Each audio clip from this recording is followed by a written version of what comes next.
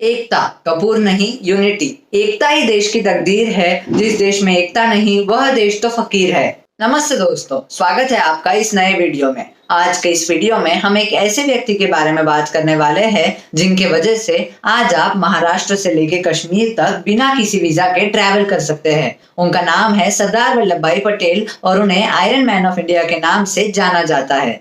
अगर सरदार वल्लभ भाई पटेल नहीं होते तो ये देश कैसा होता, अगर वो नहीं होते तो ये देश ही नहीं होता। सरदार वल्लभ भाई पटेल ने इंडिपेंडेंस मूवमेंट में अपना कर्तव्य बहुत ही अच्छी तरीके से निभाया है। इनका मेन रोल आता है पार्टीशन को हैंडल करने के वक्त और पार्टीशन के बाद इंडिया को यूनाइट करने के वक्त। ब्रिटिशर्स ने ओरिजिनल इंडिया के दो टुकड़े किए, एक देश बना हिंदुस्तान और दूसरा देश बना पाकिस्तान। दोनों ही देश इंडिपेंडेंट थे, लेकिन इनके एरिया में 562 प्रिंसली स्टेट्स हुआ करते थे। अब इन प्रिंसली स्टेट्स के पास तीन ऑप्शन थे।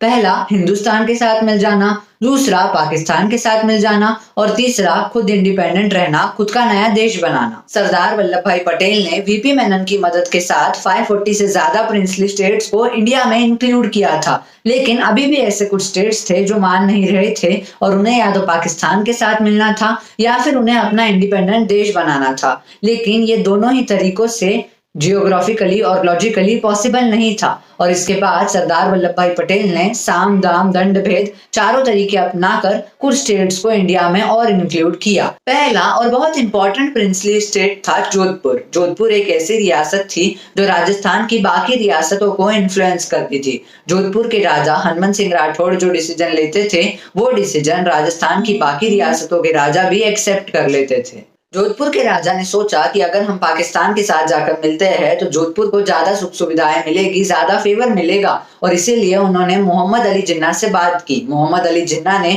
उन्हें रेलवे नेटवर्क और कराची बंदरगाह का प्रॉमिस किया तो जोधपुर के राजा बहुत खुश हुए। जोधपुर के साथ राजस्थान की बाकी रियासतें भी अब पाकिस्तान के साथ मिलने के लिए तैयार थी। जब ये बात सरदार वल्लभ भाई पटेल को पता चली तो सरदार वल्लभ भाई पटेल को बहुत गुस्सा आया, क्योंकि अगर राजस्थान पूरा पाकिस्तान के साथ मिल जाता तो पाकिस्तान दिल्ली के बहुत करीब आ जाता था और ये देश के लिए, भारत के लिए बहुत ही बुरी बात थी। सरदार वल्लभ भाई पटेल ने जोधपुर के राजा को दिल्ली बुलाया, उन्हें बहुत अच्छी तरीके से समझाया कि अगर तू पाकिस्तान के साथ जाएगा तो तेरी जनता तेरा कभी साथ नहीं देगी। और बहुत समझाने के बाद जोधपुर के राजा ने हार मानी और इंडिया के साथ जुड़ने के लिए वो तैयार हो गए। दूसरा प्रिंसली स्टेट था गुजरात का जूनागढ़। जूनागढ़ की प्रॉब्लम यह थी कि वहां की मेजॉरिटी पॉपुलेशन तो हिंदू थी, लेकिन वहां का जो राजा था वो मुस्लिम था और वहां का राजा पाकिस्तान के साथ मिलना चाहता था, लेकिन वहां की जनता इस डिसीजन के साथ खुश नहीं थी और भारत के साथ जुड़ना चाहती थी। और इसीलिए सरदार वल्लभ भाई पटेल ने वीपी मेनन को गुजरात के जूनागढ़ में भेजा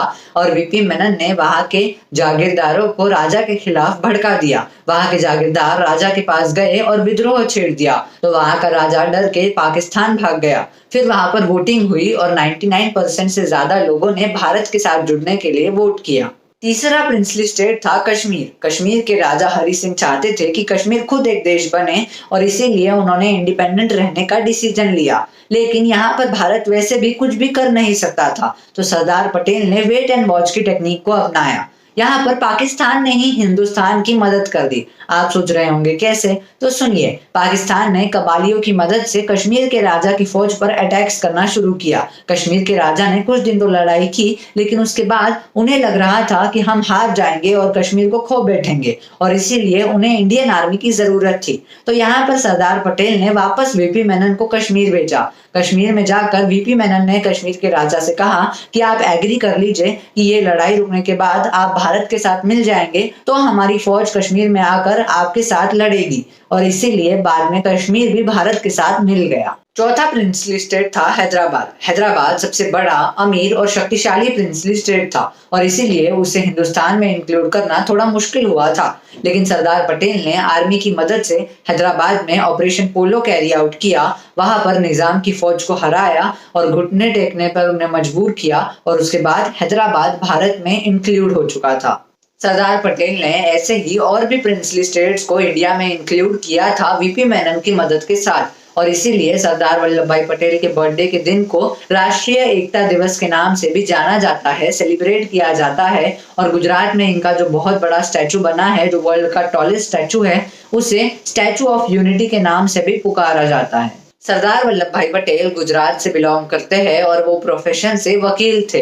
सरदार वल्लभ भाई पटेल आजाद हिंदुस्तान के पहले डेप्यूटी प्राइम मिनिस्टर और होम मिनिस्टर रह चुके हैं। आप सोच रहे होंगे कि अगर सरदार वल्लभ भाई पटेल इतने ग्रेट आदमी थे, उनके बिना इंडिया को आजादी मिलना और इंडिया हैंडल कर पाना बहुत मुश्किल था, तो सरदार वल्लभ भाई पटेल इंडिया के फर्स्ट प्राइम मिनिस्टर क्यों नहीं बने? हाँ, ये सही सवाल है और इसके पीछे एक इंटरेस्टिंग कहानी है, तो आइए उसे सुनते हैं। 1946 में यह ऑलमोस्ट क्लियर था कि भारत को बहुत जल्दी आजादी मिलने वाली है, क्योंकि सुभाष चंद्र बोस ने आजाद हिंद फौज बनाई थी और उसकी मदद से ब्रिटिशर्स की हालत को बहुत बुरी तरह से बिगाड़ दिया था। कांग्रेस के अंदर ही अंदर बातें चल रही थी कि आजादी मिलने के बाद भारत का प्राइम मिनिस्टर कौन बनेगा और स्वतंत्र भारत के जब तक इलेक्शंस नहीं होते, पब्लिक जब तक उनका प्राइम मिनिस्टर नहीं चुनती, तो तब तक भारत को लीड कौन करेगा। तो इसके लिए 3 नाम सामने आए, आचार्य कृपलानी, सरदार पटेल और पंडित जवाहरलाल नेहरू। कांग्रेस के अंदर ही 15 लोगों की कमेटी बनी। उन 15 लोगों ने वोट किया, जिसमें से 12 वोट मिले सरदार पटेल को, 2 वोट मिले आचार्य कृपलानी को और 1 वोट का पता नहीं चला और पंडित जवाहरलाल नेहरू को 1 भी वोट नहीं मिला। ये सब तो हो गया, सरदार पटेल को लोगों ने चुन लिया था, लेकिन वापस महात्मा गांधी ने फॉर्मेलिटी में आचार्य कृपलानी से पूछा कि आपको क्या लगता है अभी किसे कांग्रेस का प्रेसिडेंट बनाना चाहिए जो आगे जाके स्वतंत्र भारत का पहला प्राइम मिनिस्टर बनेगा। तो आचार्य कृपलानी ने कहा जिसे सबने वोट किया है, यानी कि सरदार पटेल को, तो सरदार पटेल को ही प्राइम मिनिस्टर बनाया जाए, ऐसे उनके विचार थे। बाद में फॉर्मेलिटी में महात्मा गांधी ने नेहरू से भी पूछ लिया, तो नेहरू चुप रहे, नेहरू ने कुछ भी नहीं कहा। इससे महात्मा गांधी समझ गए थे कि नेहरू सेकंड पोजीशन एक्सेप्ट नहीं करेगा, वह सेकंड पोजीशन नहीं चाहता है और उसे ही प्राइम मिनिस्टर बनना है। फिर महात्मा गांधी ने एक कागज पर कुछ तो लिखा और वह चिट्ठी सरदार पटेल को दे दी। सरदार पटेल ने चुपचाप वह चिट्ठी पढ़ी और उसे अपने जेब में रख लिया और फिर कहा कि मैं ये पोजीशन पर नहीं रहना चाहता, मैं अपना दावा वापस लेता हूँ। इसे देखकर सब हिल गए और सबको समझ गया था कि महात्मा गांधी ने सरदार पटेल को प्राइम मिनिस्टर बनने से मना कर दिया है और वह चाहते हैं कि प्रधानमंत्री नेहरू ही बने। बाद में जब न्यूज रिपोर्टर्स ने और अखबार वालों ने महात्मा गांधी से पूछा कि आपने नेहरू को क्यों चूज किया जबकि सबने सरदार पटेल को वोट किया था, तो महात्मा गांधी ने कहा नेहरू कहीं बुरा न मान जाए, अगर वो बुरा मान गया तो वह कांग्रेस तोड़ देगा और हो सकता है शायद ब्रिटिशर्स हम पे वापस कंट्रोल करना शुरू कर दे। महात्मा गांधी जी को कभी कभी ऐसा भी लगता था कि नेहरू ही एक आदमी है जो फॉरेन अफेयर्स संभाल सकता है, वही एक व्यक्ति है जो ब्रिटिशर्स से इंग्लिश में बात करके सभी चीजें हैंडल कर सकता है। JRD टाटा और मौलाना आजाद ने महात्मा गांधी के इस डिसीजन को गलत भी बताया और भारत को थोड़े नुकसान भी हुए, जैसे कि गोवा, चाइना, यूनाइटेड नेशंस और कश्मीर के मामले में सरदार पटेल के डिसीजंस को अच्छा बताया गया और नेहरू ने गलत डिसीजंस लिए थे, ऐसा कहा गया। कश्मीर के विषय में शेख अब्दुल्ला ने कश्मीर के लिए स्पेशल स्टेटस की डिमांड की और नेहरू ने ये ग्रांट भी कर दी। सरदार वल्लभ भाई पटेल को यहाँ पर बुरा लगा, इस पर गुस्सा आया और सरदार वल्लभ भाई पटेल ने आर्टिकल 370 में एक छोटा सा चेंज कर दिया। वो चेंज ये था कि सरकार या संसद जब भी चाहे राष्ट्रपति की सहमति से आर्टिकल 370 को, धारा 370 को खत्म कर सकती है और आज हमारी सरकार ने उसी चेंज का फायदा उठाया है और कश्मीर में धारा 370 को खत्म किया है और कश्मीर आज भारत का ही हिस्सा है। सरदार पटेल के भाई विट्ठल भाई पटेल सुभाष चंद्र बोस के घनिष्ठ मित्र थे।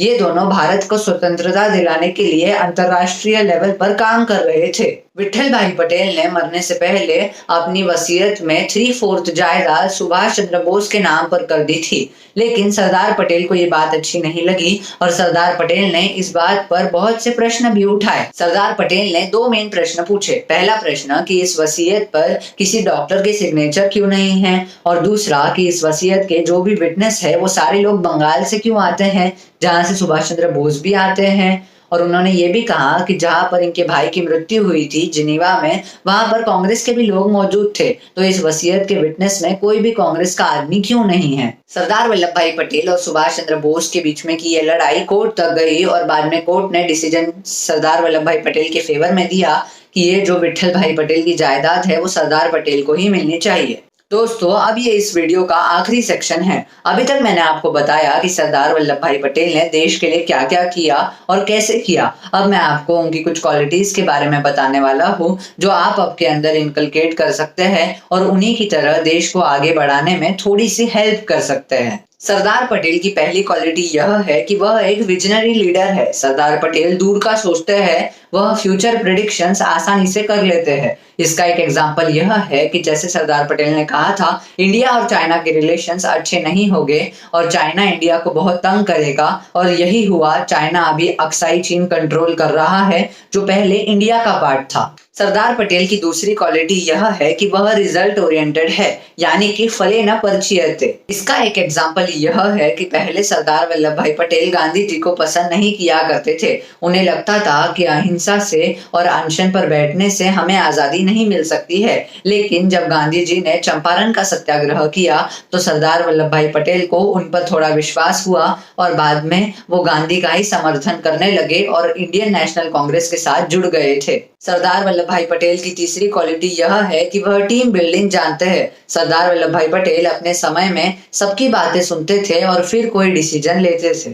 Sardar Vallabhbhai Patel was a fearless personality. He was an opportunistic person. He had high tolerance and strong willpower. इसी के साथ मैं इस वीडियो को यहीं पर समाप्त करता हूँ। अगर आपको वीडियो अच्छा लगा तो जरूर वीडियो को लाइक कीजिए। अगर आप चैनल पर नए हैं तो जरूर चैनल को सब्सक्राइब कीजिएगा। साथ ही साथ कमेंट करके हमें बताइए कि और किन टॉपिक्स पर आपको वीडियोस चाहिए और हम हमारे वीडियोस में क्या चीजें इंप्रूव कर सकते हैं। वीडियो को शेयर करके सरदार वल्लभ भाई पटेल के बारे में और भी लोगों को जानकारी दीजिए। जरूर वीडियो को शेयर करना। धन्यवाद इस वीडियो को कम्प्लीटली देखने के लिए।